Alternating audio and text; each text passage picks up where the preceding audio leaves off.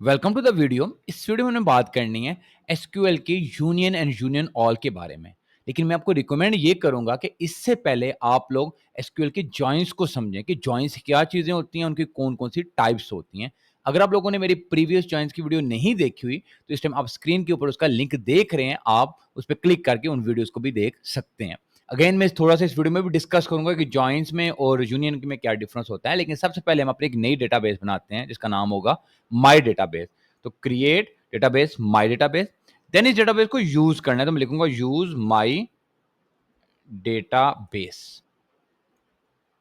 तो ये हो गया। अब इस डेटाबेस में मैं 2 टेबल्स बनाऊंगा। कौन कौन से टेबल बनाने हैं हमने? एक बनाना हमने टेबल वन एक नाम है उसका, सेकंड का नाम है टेबल 2। ये 2 टेबल्स हमने बनाने हैं।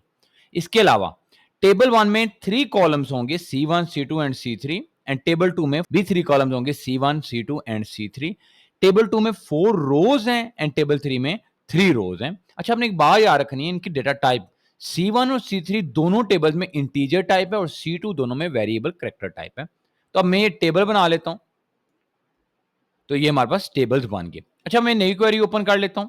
आप देख सकते हैं माई डेटाबेस ही यूज हो रही है, तो हम डायरेक्ट ही काम शुरू करते हैं यूनियन एंड यूनियन ऑल के ऊपर। सबसे पहले मैं सिलेक्ट करके अपने दोनों टेबल से लिखता हूं, select static from table 1 and second इस तरीके से सिलेक्ट स्टैटिक फ्रॉम टेबल 2। हम अपने दोनों टेबल से देख लेते हैं। तो ये देख सकते हैं हमारे पास 2 टेबल्स हैं, इसमें 3 रोज हैं 1 2 3, इसमें 4 रोज हैं 1 2 3 4। 3 कॉलम है C1 C2 एंड C3। यहाँ पे 1 2 3 ABC 11 12 13, यहाँ पे 11 2 3 4। अच्छा, अब आपने एक चीज पे ध्यान देना है कि जो सेकंड रो है फर्स्ट की, इसी तरह यहां पर भी सेकंड है, ये एग्जैक्टली सेम है। 2B12 2B12। थर्ड 3C13 है, हमारे पास 3C तो है लेकिन 13 वाला मौजूद नहीं है। यानी कि 7 टोटल रोज हैं, जिनमें से फर्स्ट में 3 है, सेकंड में 4 रोज हैं। लेकिन फर्स्ट की एक रो सेकंड की एक रो से बिल्कुल क्या है, मैच कर रही है। बिल्कुल मैच, टोटली मैच करने का मतलब है कि ऑल 3 कॉलम्स क्या हो रहे हैं, मैच हो रहे हैं। अब जॉइंस क्या करते थे? जॉइंस इन दोनों टेबल को हॉरिजॉन्टली साइड बाय साइड जोड़ने के लिए यूज होते हैं। अगर मैं यहां पे आपको एग्जांपल दे भी दूं, मैं लिखता हूं like select static from table 1, then आप लिखते थे लाइक मैं करता हूं left join table 2, then on आप लोग लिखना होता था कि ओन कौन सा होता है, on table 1 dot C1 is equal to table 2 dot C1। तो ये देखें C1 C2 C3, अगर मैं इनको साथ इकट्ठा ही एग्जीक्यूट करूं तो देखें C1 C2 C3 पहले टेबल 1 के आगे, then C1 C2 C3 table 2 के आगे। तो उसने साइड बाय साइड इनको जोड़ा। हॉरिजॉन्टली 2 टेबल्स को जोड़ने के लिए हम जॉइंस यूज करते हैं। लेकिन अगर मैं आपको बोलूं वर्टिकली 2 टेबल्स को जोड़ना है तो फिर हम यूनियन या यूनियन ऑल को यूज करते हैं। तो ये डिफरेंस समझ लें। अगर आपको 2 सेपरेट टेबल्स को साइड बाय साइड हॉरिजॉन्टली जोड़ना है तो आप यूज करेंगे जॉइंस को।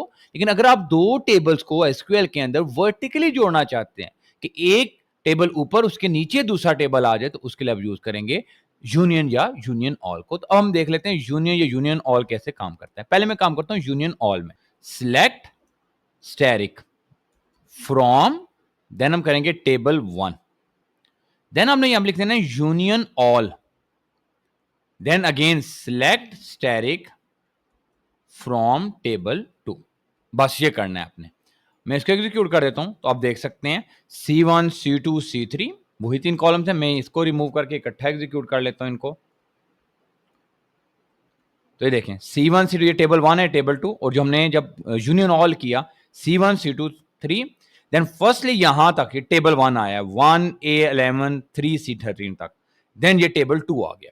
अच्छा, आप लोगों ने देखना है कि 2B12 और 2B12 ये बिल्कुल एग्जैक्टली सेम रोज हैं, इनमें कोई डिफरेंस नहीं है। लेकिन ये 2 टाइम्स आई हैं, टोटल 7 रोज हैं, तो आपको 7 नजर आ रही हैं।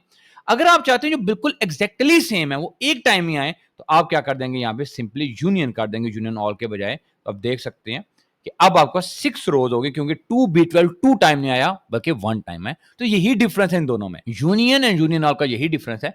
यूनियन ऑल में वो नहीं देखता कि 2 रोज एग्जैक्टली उनके सारे कॉलम्स की वैल्यू सेम है या नहीं है, बस वो स्टैक करता है एक कॉलम को ऊपर, एक टेबल को ऊपर, एक दूसरे टेबल को नीचे। लेकिन आप जस्ट यूनियन करते हैं तो वो क्या करता है कि एक दूसरे के ऊपर कॉलम तो रखता है, लेकिन जो एग्जैक्टली सेम रोज होते हैं उनको जस्ट एक दफा लिखता है, 2 टाइम्स नहीं लिखता। तो ये आप लोगों ने चीज समझनी है। अब कुछ प्रॉब्लम्स हैं। प्रॉब्लम ये है, मैं इस चीज को ऐसे भी कर सकता हूं, C1 C2, इधर भी C1 C2। अब भी इसको एग्जीक्यूट कर लेते हैं। अब आप देखेंगे 5 रोज आ रही हैं। क्यों 5 रोज आ रही हैं? मैं यूनियन ऑल करूं, आपको ये समझ आएगी कि अब 7 है, लेकिन अब जस्ट मैं C3 कंसिडर नहीं कर रहा। आप देखें 2B and 2B, 3C and 3C, जब मैं यूनियन करूंगा तो वो भी इनको भी एक दफा काउंट करेगा। पहले तो जस्ट 2B को एक काउंट करता था ना, क्योंकि उसे तीनों कॉलम सेम थे। अब जस्ट हम क्या कर रहे हैं, हम ये कह रहे हैं कि बजाय 3 कॉलम की जस्ट 2 कॉलम्स ले रहे हैं, और उनमें 2B भी दोनों दफा आ रहा है, 3C भी दोनों दफा आ रहा है। तो मैं जस्ट यूनियन करूंगा तो वो क्या करेगा, इस चीज को एक दफा कंसीडर करेगा, यानी कि 3C भी एक दफा आएगा और 2B भी एक दफा ही आएगा। अच्छा, कुछ प्रॉब्लम्स आप लोगों ने देखनी है। मैं ऐसे अगर करूं, अब प्रॉब्लम क्या आ रही है, टेबल 1 के 2 कॉलम्स हैं, टेबल 3 के 3 कॉलम्स हैं, तो ये एक एरर आएगा। All queries combined using union intersect except operator must have an equal number of expression their target list। आप ये समझें कि इक्वल नंबर ऑफ कॉलम्स होना जरूरी होते हैं। आप जब यूनियन या यूनियन ऑल कर रहे हैं, उनके लिए इक्वल नंबर ऑफ कॉलम्स होना जरूरी है। जॉइंट्स में ऐसी कोई कंडीशन नहीं थी। चलें, अब एक और काम करते हैं। कॉलम तो सेम है, मैं यहां पर कर देता हूं लाइक C3।